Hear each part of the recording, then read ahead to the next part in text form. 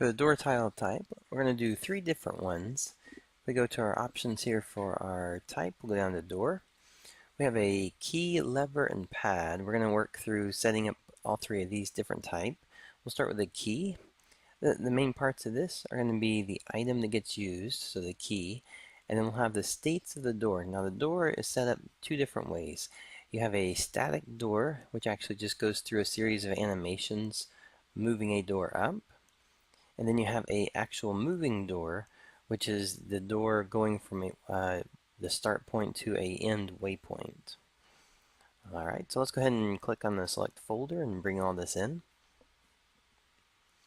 Click on your door for your image, and then we'll, on the tile type, go down to our door option here. And we'll click on door. Alright, so this one's going to be door, and we'll say key. The description, use key to open door.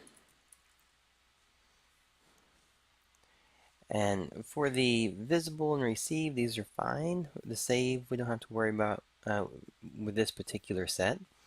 The image offset, I'm going to move it a little bit forward because I do want to make sure that if the player walks up to it, that they're going to be behind the door throughout the time. The animations will drop to about 4 to 6 frames a second. Thumbnail image. Let's go down to our thumbnail here. Alright. On the collider, we'll go ahead and keep the collider on. The collider is going to be an option to turn on and off at different states for the door, but by default we'll say it's on. For the rest of the options going through, we'll go ahead and leave these as default. But for instance, if you wanted to have the door you could actually shoot it and blow it up to get through it as well. You could do that. We're going to keep it where it's just simply a door that can open and close for us. Alright, so when we get down to the door options, you'll notice there are door options and there are key options. So we'll start with the first set, which will just be the door settings for it here. So we're just going to go to our door settings. And for the most part, for the key, you'll find that you're going to have the generic settings should work pretty well for it. We have the option here, though, just to kind of run through it for you. You can pause the door at the end, meaning that when the door gets to the end, like it opens, it'll actually pause and stay.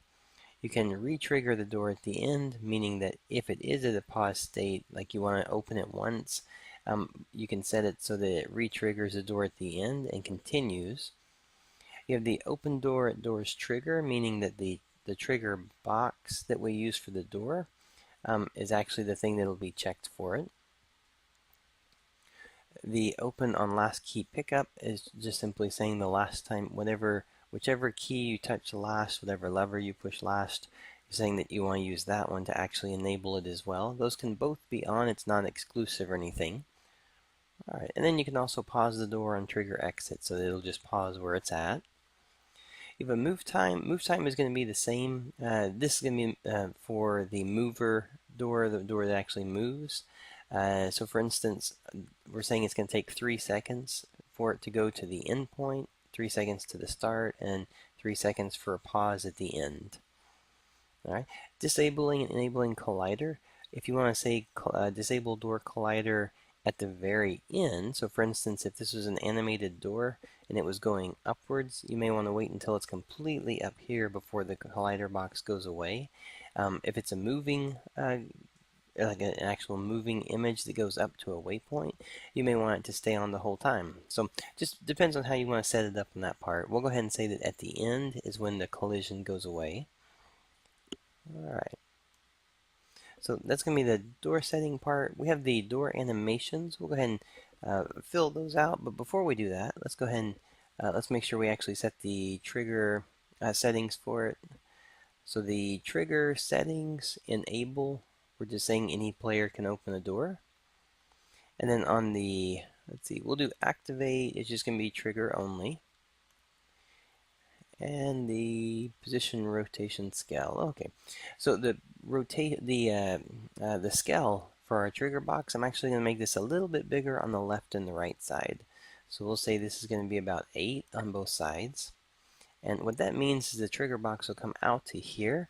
So when the player gets to about here, the door is going to start to it'll either let the player know you need more keys, or it's locked, or it's going to go ahead and open for you. All right. So back down to the door options. Okay, so actually we'll go ahead and we'll hold off on doing the door animations until the next video, and then we'll walk through setting that part up.